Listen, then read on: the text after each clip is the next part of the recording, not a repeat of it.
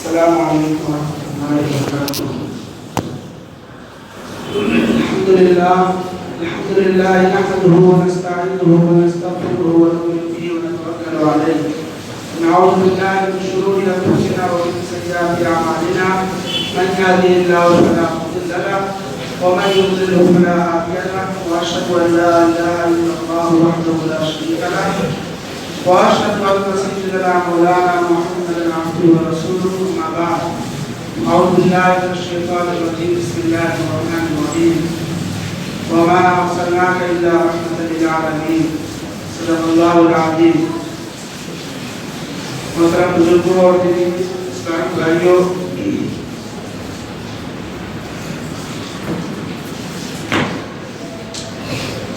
اللہ کے نبی صلی اللہ علیہ وسلم جب اس دنیا میں تشریف لائے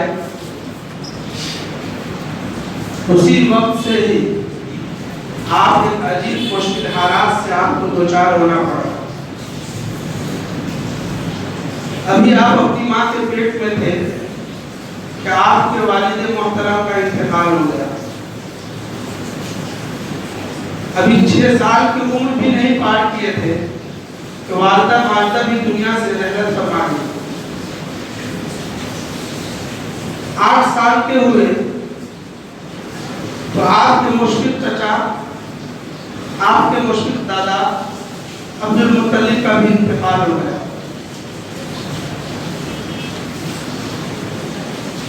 پھر اس کے بعد آپ صلی اللہ علیہ وسلم کی کفالت آپ کے چچا ابو طالب نے۔ ازدواجی زندگی گزارنے کے لیے 25 سال کی عمر میں آپ نے شادی مبارک۔ اس کے بعد چند سالوں کے بعد عالیہ محترمہ کا بھی انتقال ہو گیا، چچا کا بھی انتقال ہو گیا۔ آپ شروع سے آخر تک دیکھیں تو جتنے بھی سہارے ہوتے ہیں، جن سہاروں کے ذریعے ساری زندگی گزرا کرتی ہے، وہ تمام کے تمام سہارے اللہ کے نبی صلی اللہ علیہ وسلم کی زندگی سے ایک ایک کر کے ختم ہوتے رہے، اور ایک وہ دور بھی آیا کہ آپ کو کوئی سہارا نہیں تھا۔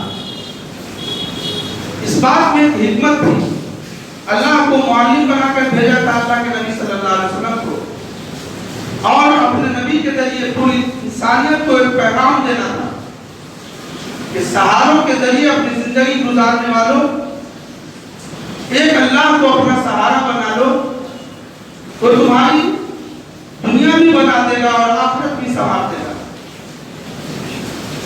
تمام سہارے ختم ہو گئے، لیکن اللہ کا سہارا اگر کسی کے پاس ہے تو یہی اس کے لیے کافی ہونی چاہیے، اور یہی پیغام دینا تھا اللہ کے نبی صلی اللہ علیہ وسلم کی زندگی سے۔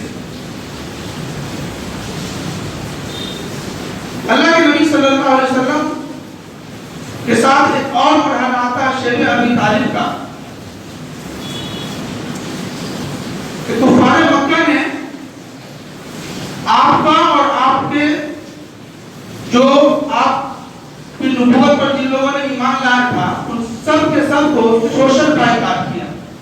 سوشل بائیکاٹ کا مطلب اس کا کھانا پینا بند کر دیا جائے، اس کو اپنے دکان سے سودا نہ لیا جائے، کوئی اس سے بات نہ کرے، کوئی اس سے سلام نہ کرے، کوئی اس کے سلام کا جواب نہ دے۔ یہ کوئی معمولی چیز نہیں ہے۔ جو لوگ معاشرے کے اندر زندگی گزارتے ہیں، ایک دوسرے سے ربط رہتا ہے، ایک دوسرے سے اٹیچ ہوتا ہے، ایسی صورتوں میں کسی کا بائیکاٹ کر دینا، کسی سے سلام تک نہ کرنا، کسی سے سودا سلام نہ دینا، نہ لینے دینا، نہ کسی کو اپنے نل سے پانی لینے دینا، اور نہ کسی کو پیاس کی حالت میں پانی دینا، اس طرح کی بائیکاٹ آج کی دنیا میں تو تصور بھی نہیں کر سکتے۔ اس مرحلے سے بھی گزرنا پڑا اللہ کے نبی صلی اللہ علیہ وسلم۔ انسان کی زندگی میں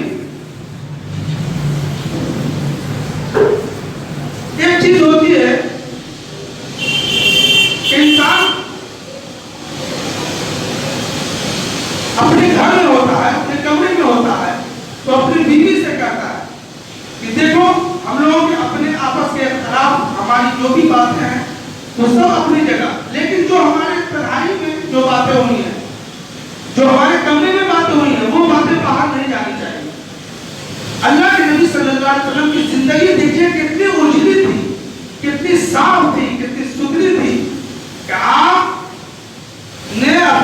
زوجہ محترمہ سے بھی فرمایا کہ دیکھو ہم گھر کے اندر جو کام بھی کرتے ہیں تنہائی جو بھی میرا عمل ہے تمہارے اوپر فرض ہے کہ تم دوسری عورتوں کو اس عمل کو بتاؤ. کوئی تم سے پوچھے تو میرا کردار بتاؤ, میرا اخلاق بتاؤ, میرے رہن سہن بتاؤ, میرے عادت اطوار بتاؤ, بیوی کے ساتھ کس طرح رہا جاتا ہے وہ بتاؤ, بچوں سے کس طرح شفقت اور پیار کا معاملہ کیا جاتا ہے وہ بتاؤ. یہ کتنا بات, یہ کوئی چھوٹی بات نہیں ہے. انسان دنیا کے سامنے تو بڑا مہذب بھی بن سکتا ہے, دنیا کے سامنے بڑا پاکدامن بن سکتا ہے, صوفی بن سکتا ہے, بزرگ بن سکتا ہے, لیکن اپنے گھر میں بزرگ بن کر کے دکھانا اور اپنی تنہائی کو بھی نشر کرنا, دنیا کے سامنے پبلسٹی کرنا, یہ کردار پیدا کرنے کے لیے بڑی محنت کی ضرورت پڑتی, بڑی محنت کی ضرورت پڑتی. اللہ کے نبی صلی اللہ علیہ وسلم کو اتنی ایذائیں دی گئی, اتنی تکلیفیں دی گئی شروع سے, پھر بھی آپ کے کردار پہ کوئی انگلی نہیں اٹھا سکتا تھا, کوئی آپ کے اخلاق پہ آپ اٹھانے کی جرات نہیں کر سکتا تھا, چاہے وہ دوست ہو یا دشمن, اپنے ہو یا بیگانے, کسی نے آپ کے اخلاقی کریمانہ پر آپ اٹھانے کی جرات نہیں کی. کیسی تکلیفیں دی گئی. اللہ کے نبی صلی اللہ علیہ وسلم نے خود فرمایا کہ اس دین کی خاطر مجھے اس دنیا میں جتنی تکلیفیں دی گئی ہیں اس سے بڑے کسی انبیاء کو ایسی تکلیف اور ایسی سخت تکلیف نہیں دی گئی. اس حالات میں آپ نے اس کردار کا مظاہرہ کیا جس کا ہم تصور نہیں کر سکتے. آپ کو ساحر کہا گیا, مجنون کہا گیا, جادوگر کہا گیا, پاگل کہا گیا, لیکن کبھی کسی نے دنیا کے اندر بد اخلاق نہیں کہا, کسی نے نہیں کہا, کسی کی جرات نہیں تھی. جرات کیا ہوتی ہے؟ عرب جو ہے ہماری طرح جھوٹ نہیں بولتے تھے, چاہے وہ کسی مذہب کے ماننے والے ہو, وہ جب بولتے تھے تو سچ ہی بولتے تھے. اسی لیے ایک صحابی رسول نے ابو جہل سے پوچھا تھا کہ یہ بتاؤ, تم دل میں ہاتھ رکھ کر کے یہ بات بتاؤ کہ تم اللہ کے نبی کو کیسا سمجھتے ہو, کیا مانتے ہو؟ کہا کہ یقیناً تمہارے نبی جو ہے وہ سچے ہیں, امانت دار ہیں, لوگوں کے ہمدرد ہیں, خیر خواہ ہیں, پوری انسانیت کے لیے ان کے دل کے اندر ہمدردی ہے, محبت ہے, انسیت ہے. اور پھر تم کیوں نہیں مانتے؟ اس کافر ابو جہل نے اقرار کیا ہے, جو پکا دشمن تھا, سب سے بڑا باغی تھا وہ مکے کا, اس نے اقرار کیا کہ سچا ہے, امانت دار ہے, ہمدرد ہے, خیر خواہ ہے, لوگوں کی بھلائی چاہتا ہے. لیکن کہا ایمان کیوں نہیں لاتے؟ کہا صرف اس لیے ایمان نہیں لاتا کہ میری سرداری چلی جائے. قالوا سادتنا وكبرانا فاضلونا السبيل. کل قیامت کے دن بہت سارے لوگ ایسے ہوں گے جو کہیں گے کہ یا اللہ میں تو گمراہ ہوا نہیں اپنے آباء و اجداد کی وجہ سے, ان چڑھوں کی وجہ سے ہم گمراہ ہو گئے. تو لوگوں کی نام کی جو انا ہے یہ جو ہے کبھی ایمان میں داخل ہونے نہیں دیتی. اس انا کو ختم کرنی چاہیے انسان کو, انا کسی چیز میں نہیں ہونی چاہیے. یہ بھی ایک پیغام ہے سبق میں کہ ابو جہل کفر کی موت مرا ہے صرف اپنی انانیت کی وجہ سے, اپنے اس جذبے کی وجہ سے, اس خواہش کی وجہ سے کہ لوگ میری سرداری کو بھول جائیں گے, میری سرداری ختم ہو جائے. تو اللہ کے نبی صلی اللہ علیہ وسلم نے جو کردار پیش کیا تھا, جو اخلاق پیش کیا تھا, اس کی کوئی ساری نہیں ملی تھی دنیا میں. اسی لیے حدیث شریف میں آتا ہے کہ اللہ کے نبی صلی اللہ علیہ وسلم نے فتحت المدینہ بالاخلاق, مدینے کو اخلاق کے ذریعے فتح کیا تھا, اخلاق کے ذریعے فتح کیا تھا, کوئی تلوار نہیں چلائی تھی. اور پھر دیکھیے مکہ کے اندر ایک عورت تھی ام جمیل, کافرہ تھی, اللہ کے نبی صلی اللہ علیہ وسلم سے اس وقت بڑی نفرت کرتی تھی. نفرت کا یہ حالت تھا کہ اللہ کے نبی صلی اللہ علیہ وسلم جس راستے سے گزرتے تھے تو وہ عورت ام جمیل اپنے چھچے پہ چڑھ کر کے اور اوپر سے اللہ کے نبی صلی اللہ علیہ وسلم کے جسم اطہر پر پورے کوٹر ڈال دیا کرتی تھی. اللہ کے نبی صلی اللہ علیہ علیہ وسلم جھانکتے اور آگے بڑھ جاتے. کبھی آپ نے کچھ نہیں کہا, کبھی گالی نہیں بکی, کبھی برا بھلا نہیں کہا, کبھی ڈانٹا نہیں, کبھی اپنے لوگوں کو اس کے پیچھے نہیں لگایا, بلکہ آپ گرد و غبار کو جھاڑ کر کے آگے بڑھ جاتے. چند دن یوں ہی چلتا رہا. پھر ایک دن ایسا ہوا کہ اللہ کے نبی صلی اللہ علیہ وسلم کا گزر اسی گلی سے ہوا.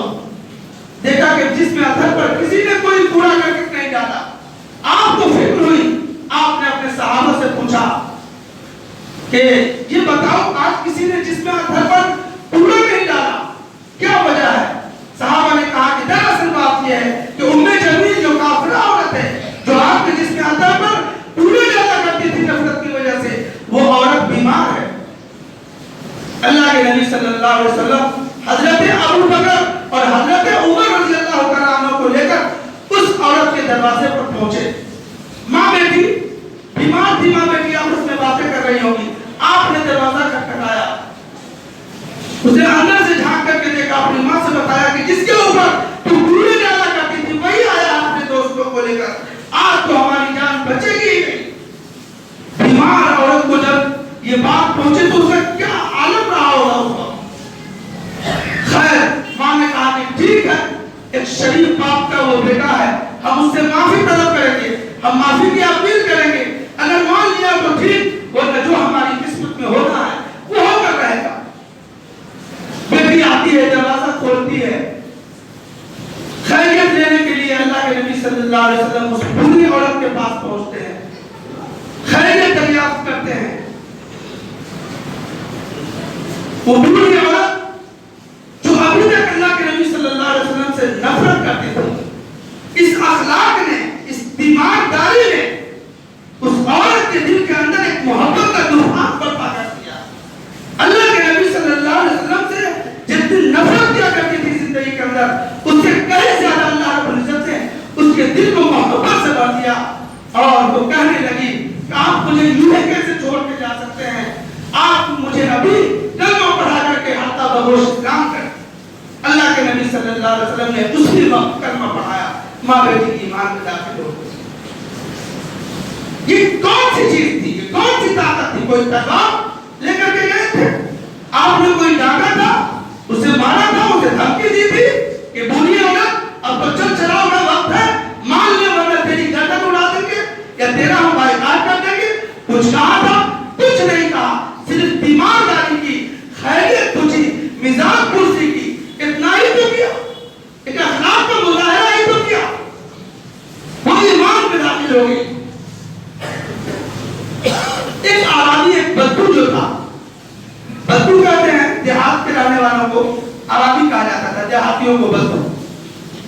وہ آیا مسجد نبوی میں, تھوڑی دیر بیٹھا, اس کے بعد اسے رفع حاجت کی ضرورت تھی, پیشاب کی. وہ مسجد کے صحن میں جا کر کے پیشاب کرنے لگا, یوں ہی کھڑے کھڑے.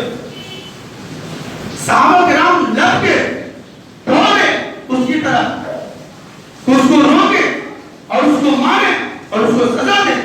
اللہ کے نبی صلی اللہ علیہ وسلم تشریف فرما, آپ نے اپنے صحابہ سے اشارہ کیا, رک جاؤ, کوئی نہیں بڑھے گا, کوئی اسے اس کی حالت پوری کرنے سے نہیں روکے گا. انسان جب پیشاب کرنا شروع کر دے, اس کو روکنا یا اس وقت اس کو ڈسٹرب کرنا, یہ بہت ہی اذیتناک چیز ہوتی ہے, بہت ہی اذیتناک. اللہ کے نبی صلی اللہ علیہ وسلم مزاج شناس تھے, آپ معلم تھے, آپ نے فوراً روکا, کہا کوئی کچھ نہیں بولے گا. جب وہ شخص پورے پیشاب سے فارغ ہو گیا, اپنی حاجت سے فارغ ہو گیا, اللہ کے نبی صلی اللہ علیہ وسلم نے اسے اپنے پاس بلایا, عزت سے بیٹھایا, اسے فرمایا کہ دیکھو یہ اللہ کا گھر ہے اور اللہ عظمتوں والے ہیں, بڑی پاک ذات ہے اس کی, وہ بڑا بے نیاز ہے.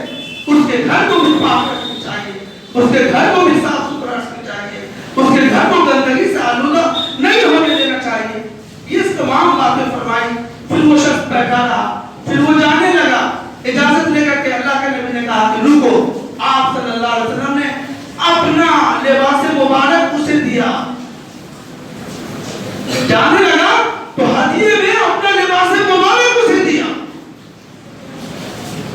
پھر وہ چلنے لگا پیدل تو اللہ کے نبی نے روکا اور اپنی سواری مبارک بھی اسے دے دیا ہدیے کے طور پر کہ تو آپ پیدل جائے گا تو سواری پہ بیٹھ کر گیا.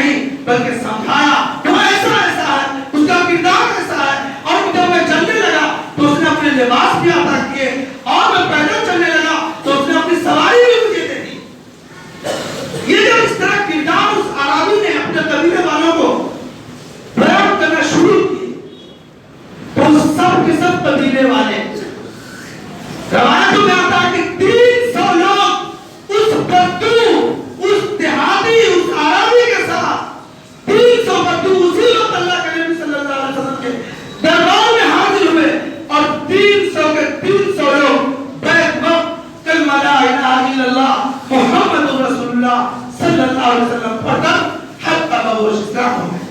یہ کون سی چیز تھی؟ یہ کردار کی طاقت تھی، یہ اخلاق کی طاقت تھی، یہ میٹھے بول تھے، یہ زبان کی سچائی تھی، یہ پوری زندگی جو سفید دودھ سے زیادہ سفید تھی اس زندگی کی عکاسی کر رہی تھی۔ آج ہم اور آپ ان واقعات کے سنانے کا یا اللہ کے نبی صلی اللہ علیہ وسلم کے اس پیدائش کے موقع پر ان تمام تصویروں کو کرنے کا مقصد یہ ہے کہ ہم سب بھی اللہ کے نبی صلی اللہ علیہ وسلم کی تعلیمات کو اپنی زندگی میں لاگو کریں، ان کے تمام اخلاق کو، ان کے پہناوا اوڑھاوا کو، ان کے بول چال کو، ان کے رہن سہن کو، ان کی خلوت کو، تنہائی کی زندگی کو اور مسجد کی زندگی کو، معاشرے کی زندگی کو، تمام زندگی کو اپنی زندگیوں میں اللہ کے نبی کی تمام تعلیمات کو اپنی زندگیوں میں جب اتاریں گے تب جا کر کے دنیا کے اندر بھی ہمارے ساتھ وہی معاملہ ہوگا جو صحابہ کے ساتھ ہوگا، جو عزت ملی، جو مقام ملا، جو بلندی عطا کی۔ اور کوئی چیز نہیں تھا، بڑے پرانے کپڑے تھے جس پر، لیکن کردار ایسا تھا، اخلاق ایسے تھے، معاملات اتنے اچھے تھے کہ جدھر گئے ادھر لوگ اسلام میں داخل ہوتے چلے گئے۔